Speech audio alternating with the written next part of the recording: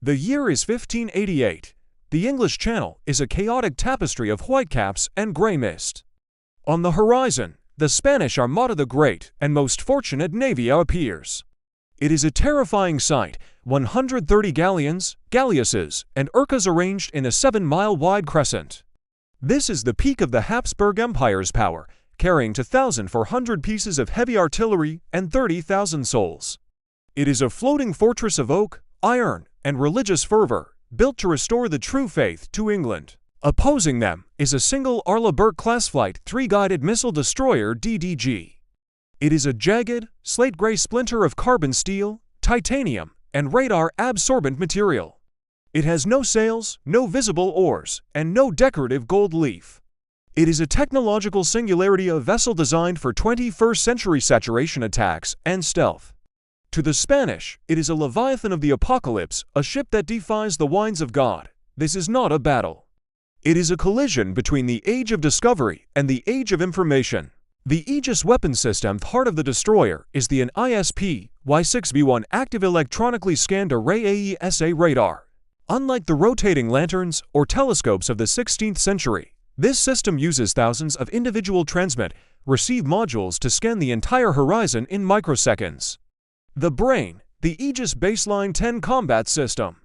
It processes data at speeds that allow it to track a tennis ball moving at Mach 3. It can see every Spanish ship the moment they crest the horizon, 250 miles away. The main battery, the Mk45 mod for 5-inch 127mm 62 caliber naval gun.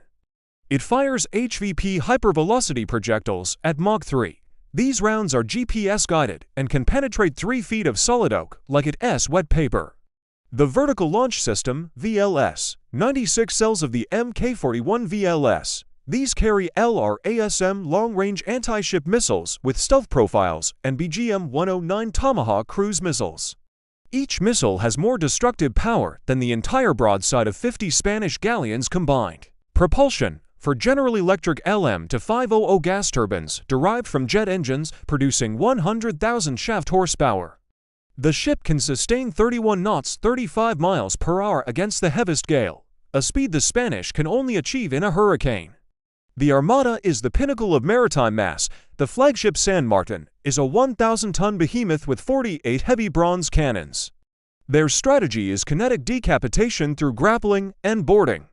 They carry the tercios, the most feared infantry in the world, equipped with harquebuses and steel breastplates. Their power is in their numbers and inertia. If they can close to within 50 yards, their collective mass can overwhelm any ship in their century. The conflict, the Spanish operate in a linear battle space. To hit a target, they must have the weather gauge, the wind at their back, and a clear line of sight. The destroyer operates in a non-linear, multi-domain battle space. It uses the ionosphere to bounce signals and the deep blue to hide its acoustic signature. The Armada is fighting a ship they cannot see, with weapons they cannot understand. The Spanish lookouts on the San Juan de Portugal see a spectral shadow on the horizon, 20 miles out. The Duke of Medina Sidonia, following 16th century doctrine, orders the fleet into a tight defensive crescent. He waits for the English demon to approach and enter the range of his culverins, approx. 300 yards. Inside the destroyer's Combat Information Center (CIC), the atmosphere is calm. The Tactical Action Officer now views the entire Armada as 130 target tracks on a digital screen. The commander authorizes a standoff strike. The destroyer fires its Mk45 5-inch gun. Because of the ship's MRSI multiple round simultaneous impact capability, the gun fires 5 shells at different trajectories, so they all hit the San Martin at exactly the same second. The result is a kinetic massacre. The first shell shears through the mainmast. The second and third punch through the forecastle. The fourth and fifth penetrate the hull at the waterline. To the Spanish, there is no sound of an enemy cannon, only the whistle of the devil, followed by explosions that turn 2-foot-thick oak timbers into thousands of lethal wooden shrapnel shards. In 5 minutes, the Spanish flagship is a burning ruin without the destroyer ever coming within 15 miles. The Spanish, realizing the Grey Ghost is a long-range killer, execute a saturation charge. The Duke orders the Zabras and Pataches smaller, incredibly fast and maneuverable ships to scatter. They hope that by spreading out, they can clutter the enemy's aim. The wind shifts, a thick, Protestant fog rolls over the channel.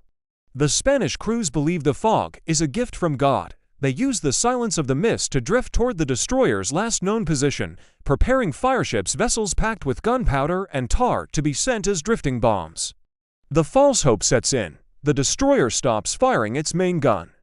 The Spanish hear the Iron Beast idling its engines.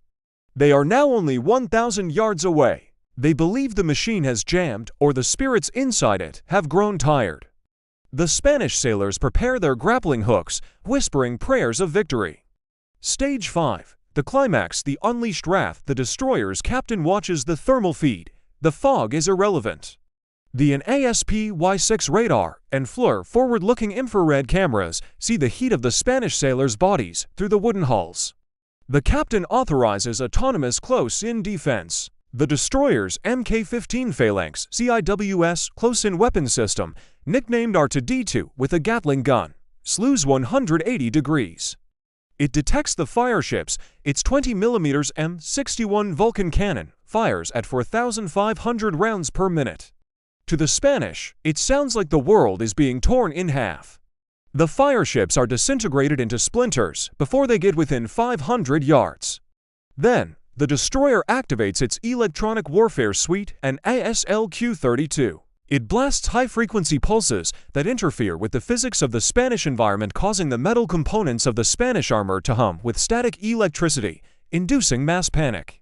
Finally, the destroyer unleashes the Harpoon block to missiles.